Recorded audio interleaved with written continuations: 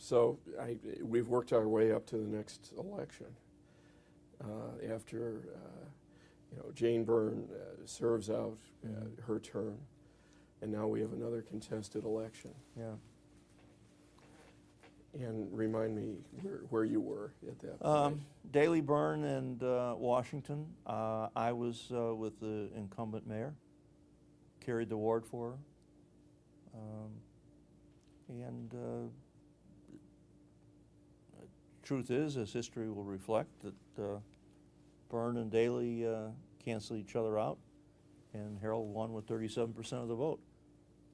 So once you got to be the Democratic nominee, it was pretty hard to lose the general, although Epton gave him a pretty good run for his money. Now, did you see that primary victory coming by Washington at that point? Maybe we saw it coming, but didn't want to believe it. But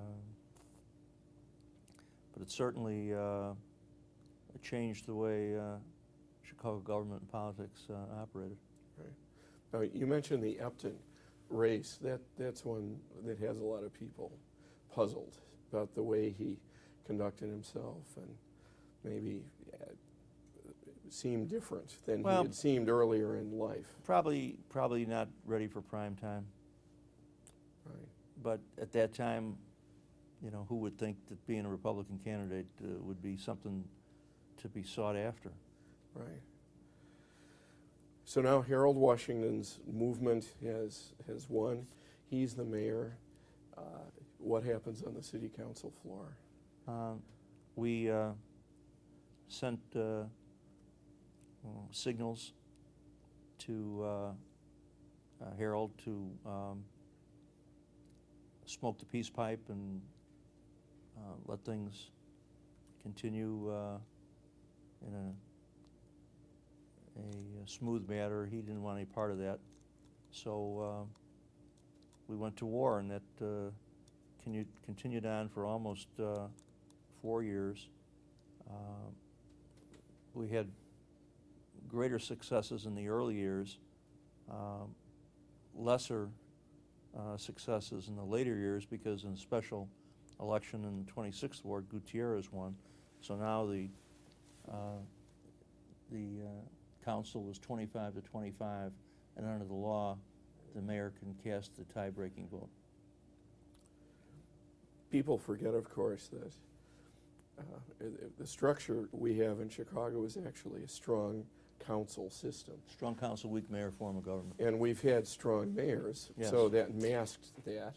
But this all came back to people's attention during the council war period. Exactly.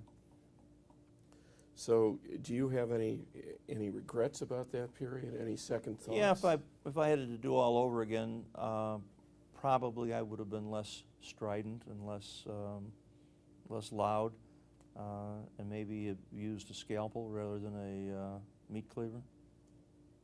But do I think we were right in the positions we took? Absolutely. And how would you summarize those positions? Fiscally conservative, don't raise taxes until there's clear evidence that taxpayers are getting what they're paying for. Collect your bills. I'm the father of the Denver Boot. There are all kinds of things we did at that time. And even Dick Simpson, who I'm sure wouldn't be a apologist for people like me, said that probably it was the best government Chicago got during that century, during the 20th century, because it forced compromises. So how would these compromises come about? Who approached who? How did it work? Jim Montgomery, who was the corporation counsel, and I would generally sit across the desk and work out a compromise, and then he'd go back to Harold, and Harold would say no, and he'd have to come back, and we'd have to start all over again.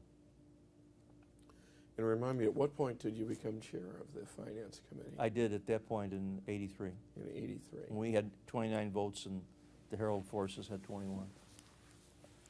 Now, I've heard it said that in Chicago, all aldermen are created equal, and then there's the chair of the Finance Committee. That's pretty pretty concise observation. Has it always been that way? It has. And you look back, well, you take a look at Tom Keene, Parky Cullerton, Clarence Wagner,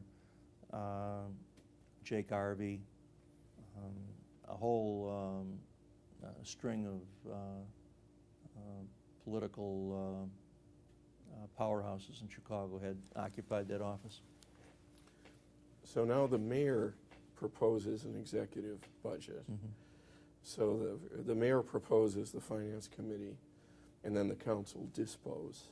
What was that relationship like? We toss out his budget, we write our own, we pass our own, he'd veto it, send it back to us, and we'd start all over again. And how did it ever get resolved? It got resolved in 1 year, I remember, on December 31st at about 10 o'clock at night. And who blinked? We compromised because we knew that we had to have a budget. The policemen and the firemen had to get paid. The street lights had to go on and off. So what would you say about Harold Washington as an executive? I would say that he was a better politician than he was an executive, and really knew how to play to his base, to his strength.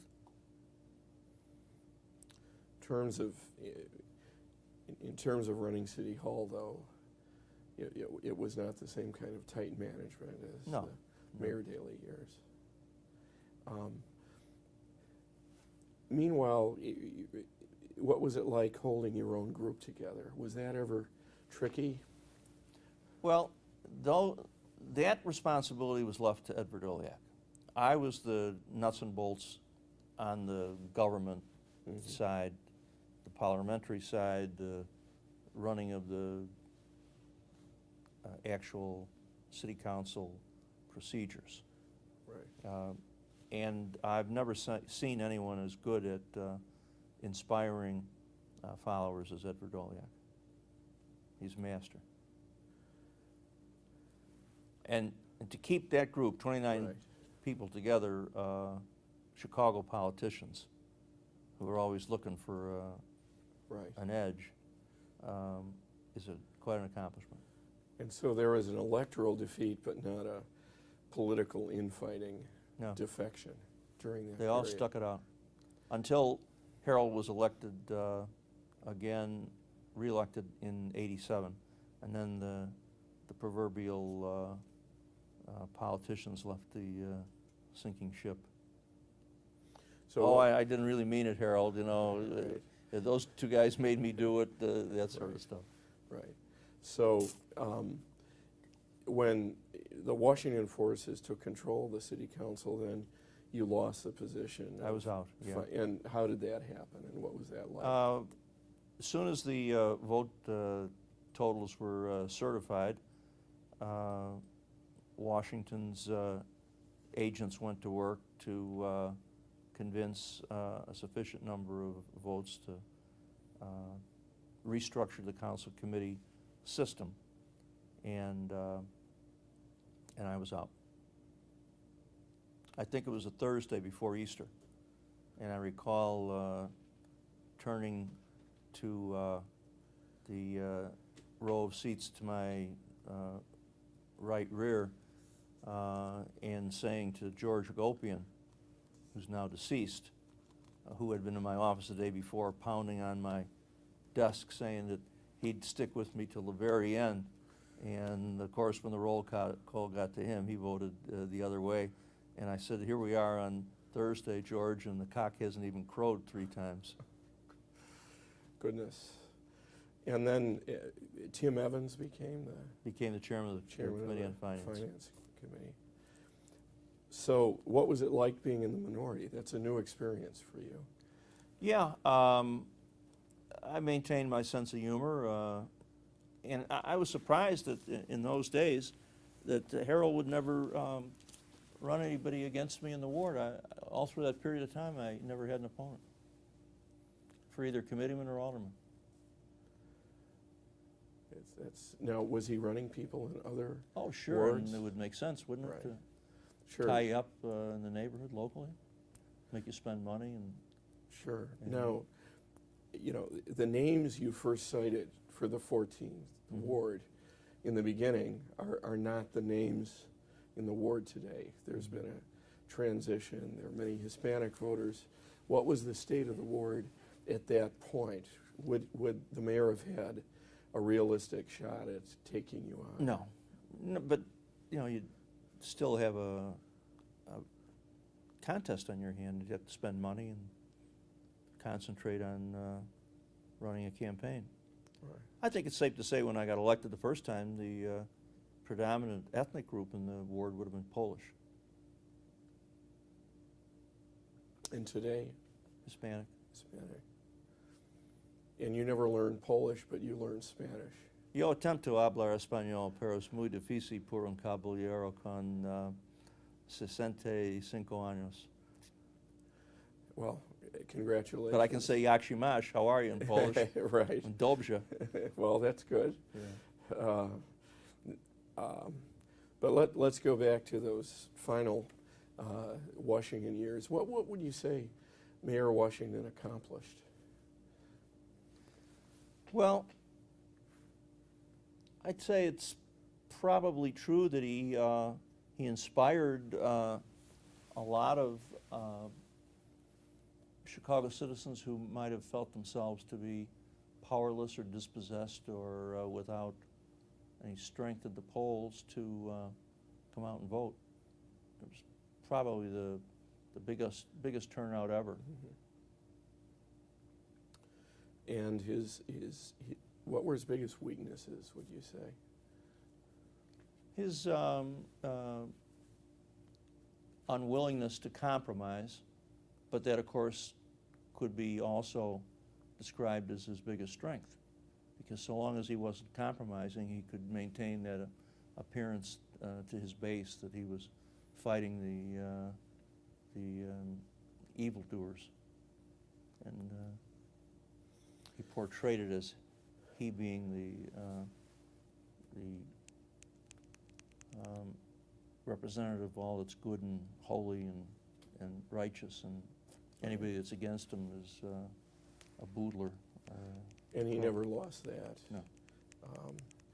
So now we're up to that fateful day that in many ways seemed like history repeating itself. And it's true, too, that Mayor Kelly also died suddenly coming out of his doctor's office. Now, he had already vacated the office of mayor, but the similarities, those three similarities, are rather compelling, aren't they?